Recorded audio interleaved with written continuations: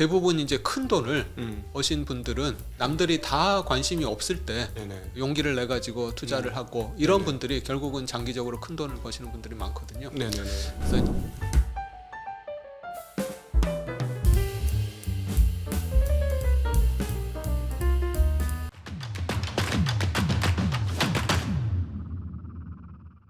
근데 뭐 이 책에서 보면 이제 투자 관련 도서에서 항상 언급이 되는 거고 참 논란이 많은 거고 특별히 가치 투자자들한테는 어떤 측면에서는 거의 뭐 혐오의 대상이 되고 있는 효율적 시장 가설 이론 뭐 이런 것들이 있습니다. 예.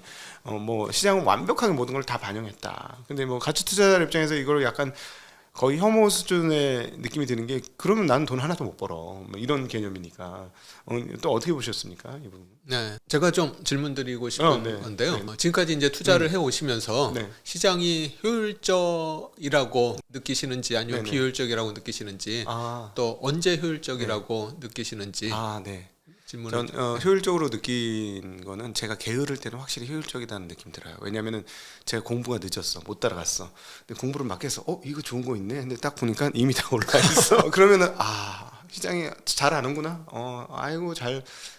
딱 다 임자들이 있고 다 주인들이 있구나 하는 거고 딱 공부를 해봤는데 이거 확실하게 좋아지는데 아무 반응이 없는 거예요. 어떻게 이게 아무 반응이 없을 수 있지? 이럴 때는 시장이 굉장히 비효율적인 것 같고 근데 양가적인 그 느낌을 번갈아 가면서 계속 봤습니다. 저는. 사실은 가치 투자자들이 돈을 버는 거는 시장이 비효율적이어야 이제 네. 가치 투자자가 이제 그 틈을 이용해서 돈을 버는 건데 네. 또 이제 이 책에서 얘기를 하는 것처럼 시장이 영원히 비효율적이면 돈을 벌 수가 없는 거죠. 그렇죠. 네. 그냥 약간 한국이 약간 지금 현재 그 상황 아니었었습니까? 네. 작년까지도? 언젠가는 이게 효율적으로 돌아와야지 네. 다른 사람들도 이 기업의 가치가 요 가치는 아니다라는 걸 이제 느껴야지 그렇죠. 주가가 오르면서 돈을 버는 거니까 결국은 시장이라는 거는 이 효율성하고 비효율성을 이제 왔다 갔다 한다고 보여지고요. 네네. 그래서 효율적 시장에 대해서 이제 버핏이 1988년 주주서한에서 얘기한 게 있는데 이 효율적 시장 가설을 주장하는 사람들은 시장이 대체로 효율적인 모습을 확인한 다음에 시장이 항상 효율적이라고 잘못된 결론을 내린다. 네네네. 근데 대체로하고 항상은 뭐 하늘과 땅 그렇죠. 차이다. 뭐 이렇게 얘기를 했거든요. 그렇죠. 근데 마찬가지로 시장이 굉장히 효율적이긴 하지만 네. 이제 가끔은 비효율적이기도 하더라. 제가 느낀 시장에 대한 경험이고요. 네. 근데 저는 이제 시장 초반에는 네. 이제 제가 이제 뭘 정말 제대로 몰랐을 때 처음에는 시장이 너무 비효율적이다 이렇게 생각을 했는데 네. 투자를 하면 할수록 네. 시장은 정말 효율적이구나. 네네네. 정말 시장이 똑똑하구나. 네네네. 라는 거를 정말 뼈저리게 느끼게 되는 것 같습니다. 예를 들면은 어떤 기업의 주가가 슬금슬금 빠지면 이 기업의 주가가 도대체 왜 빠질까? 그렇지. 아직 우리 모르는 거야. 네. 무슨 일이 있었는지. 네. 이상하다. 이게 빠질 리가 없는데 이게 왜 빠질까 했는데 아니나 다를까. 네. 결국 그런 경우에는 네. 대부분 다음 분기 실적이 네. 안 좋더라고요. 네네네. 네, 처음에 제가 생각했던 것보다 훨씬 안 좋아지는 경우가 많고 또 어떤 경우에는 뭐 너무 터무니없이 주가가 올랐다 네. 생각을 하는데 정말 나중에 시간이 지나고 나서 보니까 뭐 깜짝 실적이 나오는 경우가 네네네. 많고 네. 그래서 시장이라는 게 굉장히 이게 합리적이고 효율적으로 돌아가는구나. 내가 모르는 거를 누군가는 알고 있는 경우가 그렇죠. 참 많구나. 예. 그리고 이제 또 보면은 시장 주가라는 게 항상 시장보다 6개월에서 뭐 정말 많게는 뭐 1년, 2년 선행하거든요. 예. 그런 거를 봐도 굉장히 좀 깜짝 놀랍다고 네네. 보여지는 게 아까도 얘기하셨지만 네네. 이 기업이 좋아 보여서 공부를 했는데 막상 보면 한 6개월 전에 이미 주가는 한참 다 올라 있는 경우가 되게 많죠. 그렇죠. 예. 그렇죠. 그래서 네. 이제 그런 걸 보면서 저는 시장이 굉장히 좀 효율적이다. 내가 내가 시장보다 더 잘 아는 그런 분야를 찾아야 되는데 네. 이제 그런 분야를 찾는 게 사실 이제 만만치가 않더라. 네. 그래서 이제 요 책에도 보면 누가 이렇게 시장을 효율적으로 만드는가에 대한 이제 굉장히 재밌는 사례가 나오는데 네. 그 비틀즈 멤버 중에 이제 네. 가짜 멤버를 하나 만들어 가지고 근데 이제 그 비틀즈 멤버를 제대로 다 모르는 사람들이 많다고 하더라고요. 이제 네네네. 저희 세대는 뭐 다 알지만 네네. 그래서 이제 이 비틀즈 5명 멤버 중에 누가 가짜 멤버냐 이거를 이제 찾는 실험을 했는데 네. 그 실험에 참가한 사람들 중에는 비틀즈 멤버 4명을 다 아는 사람도 있지만 네. 어떤 사람은 뭐 2명만 아는 사람도 있고 어떤 사람은 1명만 아는 사람도 있고 네. 또 어떤 사람은 전혀 모르는 사람도 있고 네네. 근데 그런 사람들이 이렇게 다 있는 상황에서도 누군가는 이제 비틀즈 멤버를 다 아는 사람이 일부는 존재한다는 거죠. 그렇죠. 그래서 이제 그런 사람들의 힘에 의해서 결국은 이 시장이 네네. 전체적으로 누가 가짜 비틀즈 멤버인지를 네네. 결국은 찾아내더라라는 네네네. 게 이 책의 재미있는 사례로 나오거든요. 네네. 근데 주식 시장도 마찬가지인 것 같아요. 이 주식 시장이 도대체 누가 이렇게 주식 시장을 효율적으로 만들까? 네네. 결국은 우리들 중에 누군가 개인은 그 기업의 실적이 얼마나 될지를 다른 사람보다 훨씬 더 잘 아는 맞아. 사람이 분명히 존재한다는 거죠. 그렇죠. 그 사람에 의해서 네. 주식시장이 결국은 효율적이 네. 되더라.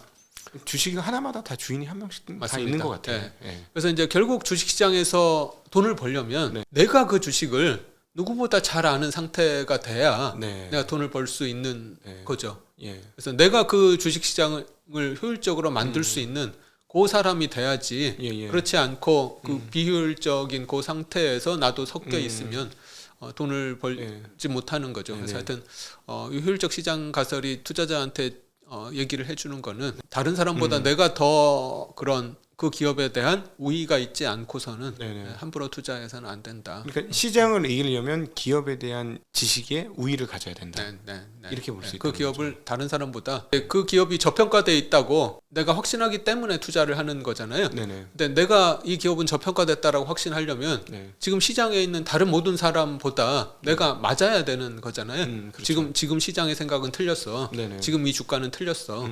라고 내가 이제 생각을 하는데 네. 그 생각이 맞아야 되는 거니까 시장보다 내가 그 기업을 네. 더 잘 알아야 되는 거죠. 그렇죠. 그렇죠. 그래야지 지금 시장의 비효율성을 내가 이용해 먹을 수가 있고. 네네네. 근데 이제 나중에 이제 결국은 다른 사람들도 그걸 인정을 해야 되니까 네. 결국은 언젠가는 다시 시장이 효율적으로 돌아와서 내 생각이 맞다는 걸 시장도 인정을 해줘야 되는데 네, 그렇죠. 그래서 이제 그렇게 하려면 내가 시장보다 더 똑똑해야 된다. 그 네네. 기업에 있어서만큼은 네네네. 그런 기업을 내가 발굴할 수 있으면 내가 직접 투자를 네. 하는 거고 그렇지 않으면 사실은 투자하면 안 돼. 네.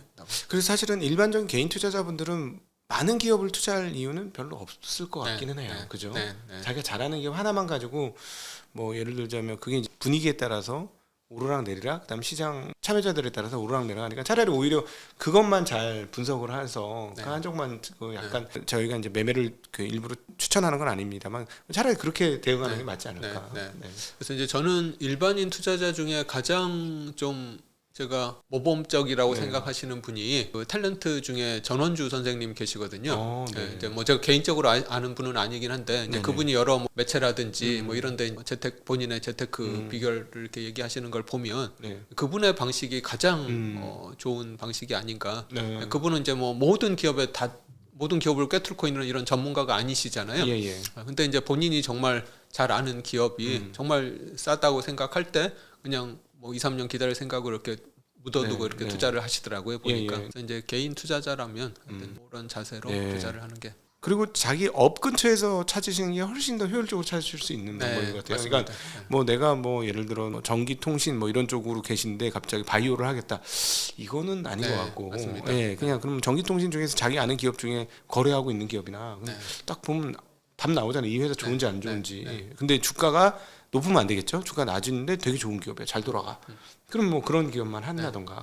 그럼 뭐 오히려 또 바이오에 계신 분들이라면 바이오 기업들 너무 소상하게 알 테니까 다른 데 가지 말고 거기서 있으시면 되는 거고. 학교 선생님이라고 하시면 지금의 뭐 메가스터디라든지 뭐 아이스크림 미디어라든지 뭐 이런 기업에 대해서 다른 사람보다 훨씬 더 잘 아실 수가 있는 거죠. 그렇죠. 그리고 뭐 요즘 뭐 교사분들 중에 이런 분도 계셨는데 그것도 맞는 것 같은데 애들이 어떤 그룹을 좋아하느냐.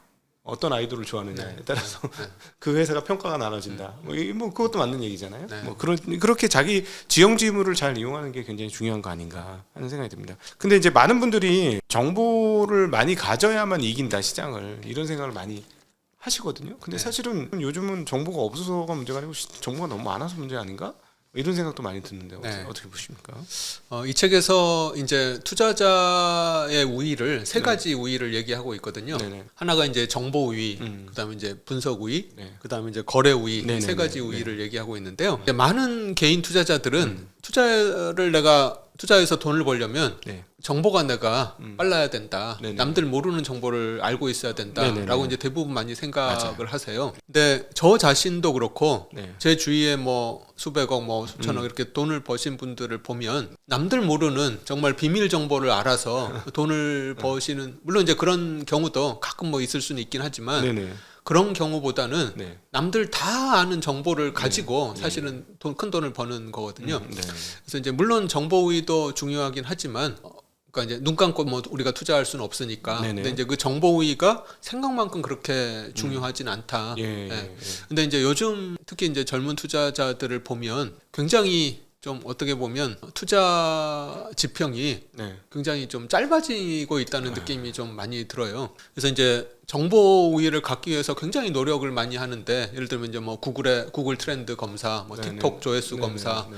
아니 요즘은 이제 뭐 수출 데이터 뭐 조사 뭐 이런 걸 통해 가지고 남들보다 더 빨리 네네. 이 기업의 매출이 어떻게 될지, 뭐 수출이 잘 되고 있는 이런 걸 파악해 가지고 이제 투자하려고 하는 이제 그런 성향이 최근에 좀 많이 대중화가 되는 것 같더라고요. 네네. 그래서 이제 최근에 어떤 일이 있었냐면, 이제 모 화장품 회사가 6월 초에 폴란드 수출 데이터가 급증한 걸 보고 네. 그 다음 날 그 회사 주가가 뭐 20% 급등했거든요. 네네.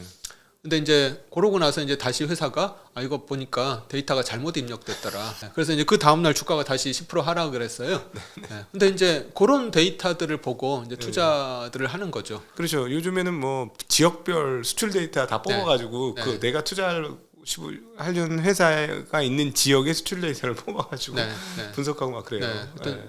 그걸 이제 그렇게 투자하면 이제 굉장히 시야가 단기적인 거거든요. 다음 그렇죠. 분기 실적 예측하고. 그렇죠, 그렇죠. 네. 물론 이제 그걸로 인해서 장기적으로 이 기업이 커나가의 뭐 출발점이 될 수도 있긴 하지만, 네. 방금 얘기한 것처럼 꼭 데이터가 잘못 입력됐을 수도 있는 거고, 또 일시적으로 뭐 한꺼번에 주문이 땡겨서 네네네. 뭐 이렇게 주문이 일어났을 수도 있는 거고, 그 내막을 뭐 알 수가 없는 거죠. 근데 네네네. 너무 그런 데이터 위주로 투자를 하고 네. 그런 정보 투자가 요즘 너무 좀 대중화가 되는 것 같아서 맞아요. 좀 약간 안타까움을 느끼고 있습니다. 네네네. 지난번에 제가 소개했던 투자 진화를 만나다, 네네네. 그분 같은 경우는 오직 보는 데이터가 기업의 과거 데이터를 본다고 이제 그분은 얘기했잖아요. 그렇죠. 과거 기업의 뭐 10년, 20년 네. 동안에 기업이 어떻게 해왔고, 언제 어떤 식으로 매출이 늘어나고 이익이 얼마나 계속 유지되고 있고, 이런 것들을 계속 보고 있는 건데, 그런 거에 비하면 좀 우리나라 최근 투자자들의 시야가 좀 너무 좀 단기적인 아닌가. 네. 맞아요. 네네네네. 그래서 이제 네. 요 정보 우위를 갖는 것도 물론 중요하긴 하지만, 네. 사실 이제 저는 정보 우위보다 더 중요하다고 생각을 하는 게 이제 분석 우위고, 예. 분석 우위보다 더 중요하다고 생각을 하는 게 이제 거래 우위라고 생각을 하거든요. 네네. 네, 분석 우위라는 거는 이제 같은 정보를 보더라도 다른 사람하고는 이제 다른 결론을 내는 게 이제 분석 우위라고 할 수 있는 건데요. 최근에 이제 제가 작년 말에 투자를 했던 회사 중에 하나가 이제 현대건설이라는 회사를 투자를 했는데요. 네. 뭐 이거는 이제 뭐 종목 추천도 아니고 이제 네네. 이미 제가 투자하고 뭐 네. 지금은 안 가지고 있는 회사긴 한데, 수익 많이 하여튼 나시네. 그 회사를 제가 어떻게 투자를 했는가를 네. 잠깐 설명을 드리면은, 건설사들이 돈을 버는 게 결국 이제 재건축이라든지 이런 데 네네네. 참가해서 그 공사를 따내고, 네네. 그걸 이제 그 공사를 하면서 이제 돈을 버는 거잖아요. 네네. 근데 과거만 하더라도 그런 재건축 조합에서 우리가 아파트 새로 지을 테니까 한번 뭐 건설사들 들어와 보시오 하면은 네네. 막 네 군데 다섯 군데들이 막 서로 네네. 입찰해서 들어와가지고 그러다 보니까 이제 입찰 단가도 계속 떨어지고, 수주를 해도 남는 게 별로 없고 이제 이런 시기였는데, 최근 한 2년 정도를 보면 재건축 조합이 뭐 건설사 한번 들어와봐 하면 한 군데, 두 군데가 들어갈까 말까. 네. 그리고 이제 재건축 조합에서 돈을 좀 깎으려고 좀 이렇게 깎자라고 하면, 우리는 그 가격으로는 못할 테니까 네, 네. 뭐 다른 데 알아봐라, 뭐 네. 이런 식의 분위기거든요. 약간 건설 회사들이 요즘에 파운드리 회사들처럼 네. 정해진 고정 수익률만 하고, 우린 짓기만 전문적으로 할 테니까 우린 딴 거 시키지 마세요. 뭐 이런 네. 분위기로 싹 바뀌었어요. 네, 네. 자체 사업도 거의 안 하고. 네. 그래서 이제 갑을 관계가 완전히 바뀌었는데, 근데 그런 정보는 이미 다 공개된 정보거든요. 네, 제가 네, 이제 네. 그런 거를 어디서 보냐면, 그냥 신문을 보면 신문에 그런 추세들이 계속 나와요. 네, 제가 네. 이제 아침마다 신문을 읽는데, 네, 네. 과거에 제가 건설사 관련된 뉴스하고 최근에 보는 건설사 뉴스들이 완전히 톤이 바뀐 네네. 것들이 신문을 계속 읽다 보면 다 우리가 알 수 있는 거죠. 네네. 그래서 이제 그런 게 분석 우위라고 할 수 있는 거거든요. 네네네. 예. 이제 그런 수많은 정보들을 보고 아 이게 지금 어떤 식으로 될 거다. 또 분석 우위를 이분이 뭐라고 했냐면 내 생각에는 이런 일이 일어날 것 같아라고 네. 이제 얘기할 수 있으면 분석 우위가 있다고 얘기를 하거든요. 예, 예. 이제 그런 것들을 감안을 해보면 결국은 건설사들의 수익성이 좋아질 것 같다라고 얘기할 수 있다는 거죠. 네. 그래서 이제 그게 분석 우위인데 그런 분석 우위를 끌어내는 거는 내가 특별하게 남들 모르는 어떤 정보를 가져서가 아니라 네. 남들 다 아는 정보들을 바탕으로 해서 네네. 그런 결론을 끌어내는 거거든요. 예, 예. 그래서 정보 우위보다는 분석 우위가 더 중요하다. 예, 예. 또 사실 정보 우위를 갖는 거는 내부 정보를 빼내는 것 자체가 이제 불법이라서 불법이죠. 사실은 네. 불법일 가능성이 더 높고 그리고 이제 그 분석 우위보다 더 중요한 게 저는 이제 거래 우위라고 보여지는데요. 네. 사실은 이 정보 우위, 분석 우위, 거래 우위 요걸 얘기를 한 게 사실은 이제 그 빌 밀러라는 투자자가 맨 처음에 얘기를 했던 건데 빌 밀러는 이 거래 우위보다는 이제 심리 우위라고 얘기를 했었는데 네. 이 책에서 거래 우위는 유동성 제약 때문에 쉽게 살 수 없는 경우라든지 네. 아니면 펀드를 운영하고 있는데 나는 사고 싶은데 고객들이 뭐 환매가 들어와 가지고 뭐 어쩔 수 없이 팔아야 되는 경우라든지 이제 이런 것들은 이제 거래 우위 측면에서 설명을 하고 있는데요. 그 빌 밀러라는 분이 이제 처음에 정보 우위, 분석 우위, 거래 우위를 얘기했을 때는 그런 거래 우위보다는 심리 우위 측면에서 얘기를 했습니다. 예, 예. 남들이 다 공포에 질려 있을 때 나는 살 수 있는 능력, 네, 네. 남들이 다 탐욕스러워 할 때 나는 시장을 네. 이제 떠날 수 있는 능력 그런 네. 심리 우위가 가장 중요하다고 얘기를 했는데 저도 볼 때는 정보 우위나 분석 우위보다 그런 그렇죠. 심리 우위가 투자에서 성공하는 데 가장 중요하다고 보여지거든요. 마진이 틀려지지 않습니까? 네. 네. 예를 들면 이제 제가 아까도 얘기했듯이 현대건설을 샀던 게 작년 11월 뭐 10월 요 네네네. 무렵에 샀었는데 지금은 이제 현대건설이 원전 대장주로 주가가 뭐 엄청나게 올랐지만 네네. 작년만 하더라도 네. 건설사는 아예 사람들이 쳐다보지도 쳐다도 안 봤어요. 않았거든요. 네네. 예, 건설 업황이 이게 뭐 살아나기나 할지 예. 뭐 망하는 거 네. 아닌지. 작년도 현대건설 적자가 조단위였지 않습니까? 네, 맞습니다. 네네. 이제 저는 그것도 굉장히 좋게 봤거든요. 음.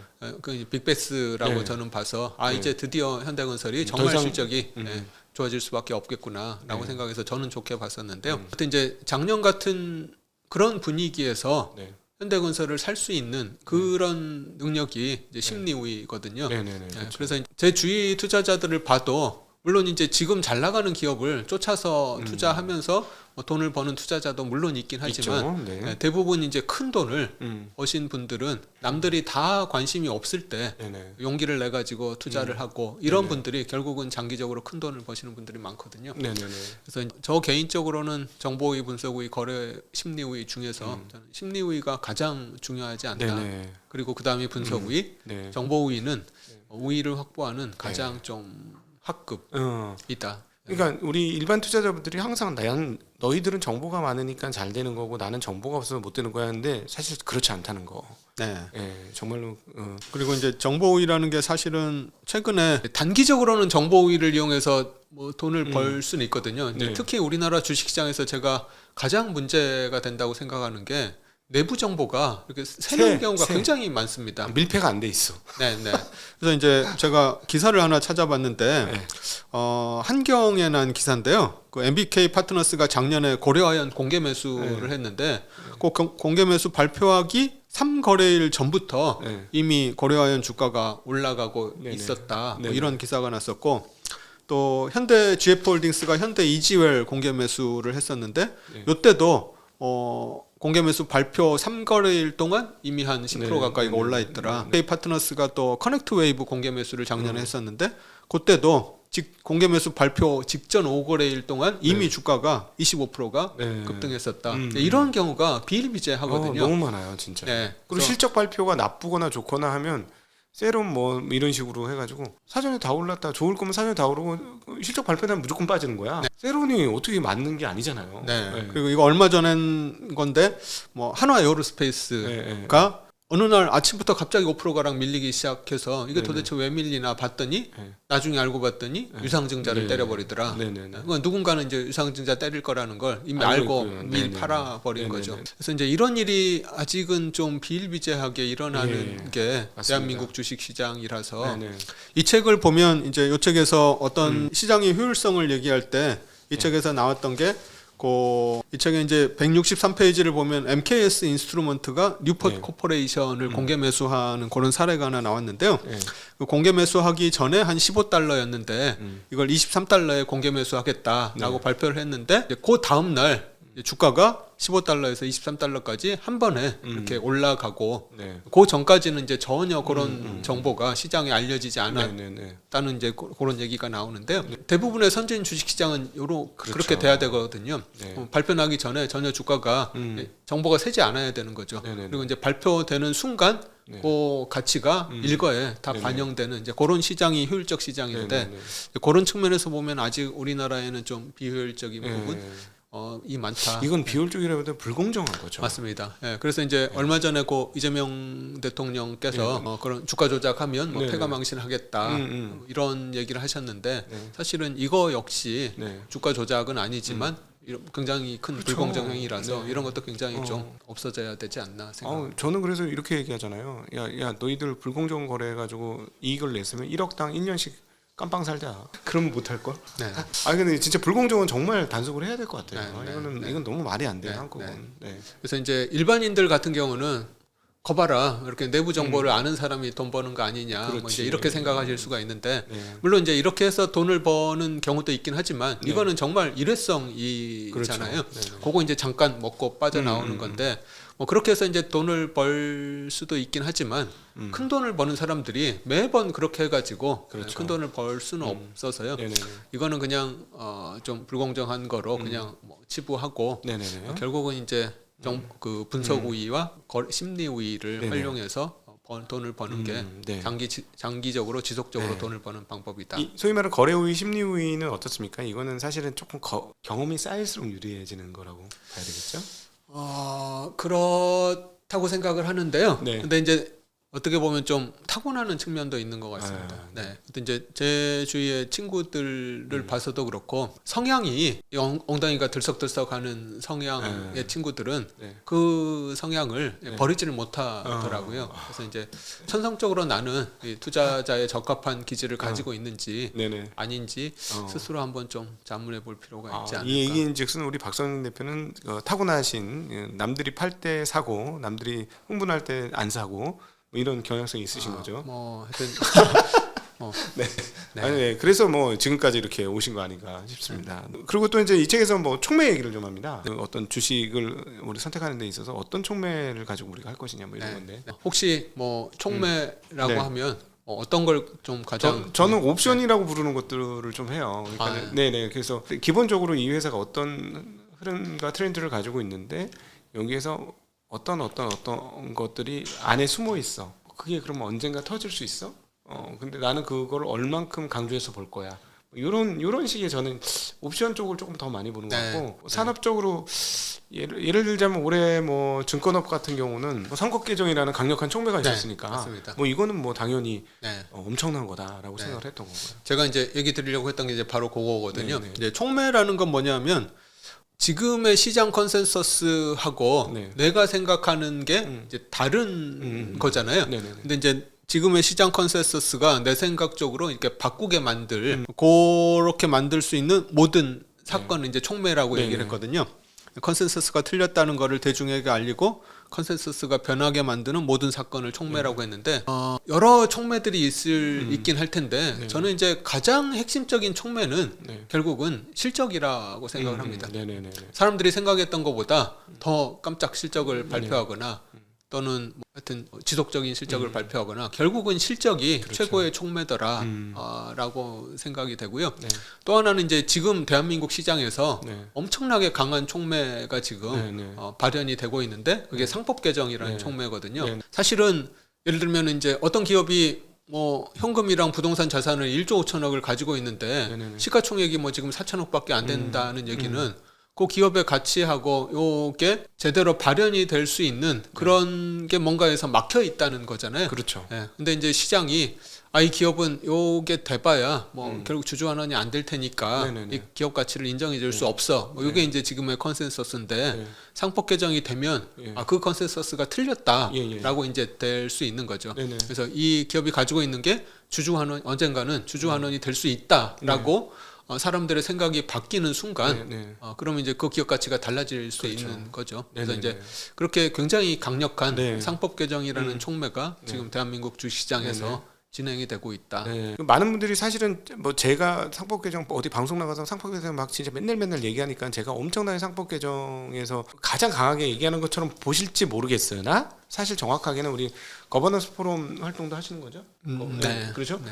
우리 박성진 대표님은 실제로 주주행동 비슷한 거를 훨씬 오래도록 해보신 분이세요. 저보다는 조상님이세요. 이 영역에서는. 네. 그건 명확하게 그거 찾아보시면 나와요. 네, 뭐 디모사에서도 실제로 직접 가서 그때 막 이런 거 사진 찍히고 이런 거 별로 안 좋아하시는데 가서 사진도 찍히시고 막 그랬었는데 그래서 하나 궁금한 게 사람들이 정말 의외로 저희는 이걸 엄청나게 세게 주장을 하면서 이거 바뀌면 진짜 세상 바뀐다까지 그 느낌으로 얘기를 하는데 사람들이 못 느끼는 것 같아요. 네. 이게 소위 말하는 이 거버넌스 개선, 지배구조 개선이 얼마나 중요한지를 좀 한번 설명해 주셨으면 좋겠어요. 아까 이제 처음에 제가 얘기를 했었던 부분인데요. 네. 이제 기업의 가치는 결국 기업이 미래에 벌어들일 이익을 현재 네. 가치로 할인을 하는 건데 그렇죠. 우리나라는 네. 그렇게 구한 기업 가치가 네. 주주 환원이 안 되기 때문에 네. 거기서 이제 할인 더 디스카운트가 됐던 부분인데 네. 이제 그거를 해소하자는 게 지배구조 개선이거든요. 예. 그래서 이제 그게 되면 아까 이제 처음에 얘기 드린 것처럼 그 자체만으로도 네. 우리나라 주식시장이 굉장히 좀 많이 성장할 가능성이 네. 꽤 높다. 네. 그래서 실제로 보면 작년부터 이제 그런 상법 개정이나 네네. 거버넌스 개선 얘기가 많이 나오고 있는데 예. 실제로 보면 사실 굉장히 많이 바뀌고 있습니다. 예, 예를 들면 이제 이게 최근에 찾아본 자료인데요. 코스피 상장사의 자사주 소각 규모가 네. 2023년에 한 4조 5천억 정도 됐었는데 2024년에는 9조 3천억으로 네, 2배 이상. 불과 1년 사이에 2배 이상 네. 자사주 소각이 늘어났고 상장사의 평균 배당률도 네네네. 2023년에 한 2.47% 정도 됐었는데 네. 작년에 2.91%. 네. 코스피 시장으로만 한정하면 2023년에 2.95%에서 2024년에 3.3%로 배당 수익률도 한 4% 가까이 네. 굉장히 네. 많이 올라갔고 네. 그다음에 5% 이상 배당 수익률을 하는 기업들의 숫자도 네네네. 2021년에 50개 정도밖에 안 됐는데 네. 2024년에는 139개로 네. 굉장히 많이 늘어났죠. 그래서 예. 이런 자사주 소각이나 배당 수익률 증가 뭐 이런 것들을 보면 네. 이미 네네. 그런 상법 개정이나 거버넌스 네. 개선이 조금씩 네네네. 이렇게 이미 나타나고 네. 있다. 그래서 이게 만약 되면 이 배당 수익은 이게 다 주주한테 오는 수익이잖아요. 그렇죠. 그만큼 수익이 늘어나는 거잖아요. 그렇죠. 그만큼 또 이제 주가가 올라가게 네. 될 테고. 그래서 이미 네. 그런 것들이 나타나고 있다. 그래서 지금 정부도 이 부동산 시장에 너무 돈이 많이 지금 들어가 있는데 이 네. 부동산 시장에 들어가 있는 돈을 어떻게 하면 네네네. 이 주식 시장으로 좀 네. 옮길 수 네. 있을까를 네. 많이 고민하시는 걸로 알고 있거든요. 네. 그렇죠. 근데 이게 저도 뭐 부동산을 가지고 있긴 하지만 네네. 이 부동산에 들어간 돈은 이게 소득을 창출하는 게 그냥 아니잖아요. 그렇죠. 그냥 집값이 올라서 기분이 네. 좋을 뿐이지 네네네. 뭐 집값이 오른다고 그걸 내가 팔지 않는 이상은 뭐 네네. 내한테 돈이 오는 것도 아니고 그리고 사회적 효용도 내가 누리는 효용 외에 사회적으로 네. 뭔가 만들어내주는 건 별로 많지는 네, 않죠. 네. 근데 이제 주식에 투자를 해서 거기서 이제 배당이 나오고 이렇게 하게 되면 네. 결국 이제 그 돈으로 내가 뭐 소비도 할 수 네, 있고 경제가 그렇죠. 이제 돌아가게 되는 거죠. 그래서 그런 측면에서도 좀 이렇게 좀 돈이 네. 좀 금융시장으로 네. 오는 게 좋지 않을까 네. 생각합니다. 우리 주식쟁이는 원래 약간 긍정적이고 약간 주식 편향이 있습니다. 그걸 감안하고 들어주시기를 부탁드리면서 질문 하나 드릴게요. 부동산에도 주식으로 머니무브 됩니까? 왜냐하면 한 번도 된 적이 없어. 네. 모두가 안 된다고 생각해. 네. 만약에 그래서 조건값을 드릴게요. 우리가 이제 상법 개정되고 막 그래서 시장이 진짜로 얘기한 것처럼 한 3년에 걸쳐서 5,000포인트까지 갔어. 진짜로. 머니무브 됩니까? 그냥 그렇게 되면 뭐 된다고 개인적으로 생각하고 있습니다. 예, 그러니까 부동산에서 초유의 일이 주식으로 돈이 넘어오는 항상 여기서 저쪽으로만 갔지 이쪽으로 오는 경우는 사실 없었잖아요, 한국에. 근데 뭐 저는 하여튼 이제 그런 거시적인 전문가는 아니라서 뭐 전혀 제 생각이 뭐 틀릴 가능성이 굉장히 높고요. 네네네. 하여튼 이제 개인적으로는 이제 네. 그렇게 희망하고 있습니다. 자, 오늘 재미나게 이 완벽한 종목 추천이라는 그 책을 가지고 사실은 책의 내용들을 넘나들고 있어요. 넘나들고 있는데 우리 더 좋았던 내용은 우리 박사님 대표님의 개인적인 경험들을 이 책 얘기하면서 또 들을 수 있어가지고 그게 얼마나 좋았나 싶습니다. 아유, 예, 너무 감사한 시간이었고 여러분들한테 많이 도움이 되는 시간이었을 거라고 보고, 그리고 또 피가 되고 뼈가 되고 살이 되는 시간이었다. 그리고 충고도 잊지 마셔라. 여기인 걸 이해를 못하면 투자하지 마라. 이 정도는 해야 된다. 박성진 대표님께서 직접 번역하신 완벽한 종목 추천. 사실은 뭐 혹시나 해서 제가 변호를 드리면 이 책을 많이 팔려고 이렇게 하시는 분은 절대 아니라는 거. 이거는 물어보나 마나한 얘기예요. 진짜 이건 아니고, 읽어보니까 좋은 책이니까 이거 번역해서 다 한국의 투자자들이 읽었으면 좋겠다는 이런 마음으로 진짜 사실상 거의 사회 기여 라고 보는 게 더 맞습니다. 이거 팔아가지고 이거 뭐 몇천 권 팔린다고 뭐 박 대표님이 뭐 그런 거 없으니까요. 그런 오해는 없으셨으면 좋겠고, 귀한 시간 만들어주신 우리 이현투자자문, 정말 24년도 끝내주는 수익률의 표상 이현투자자문의 박성진 대표님 모시고 같이 함께 완벽한 종목 추천이라는 책을 가지고 이야기 나눠보는 좋은 시간을 가졌습니다. 함께 해주신 모든 분들께 감사 인사 드리겠습니다. 인사드립니다. 고맙습니다.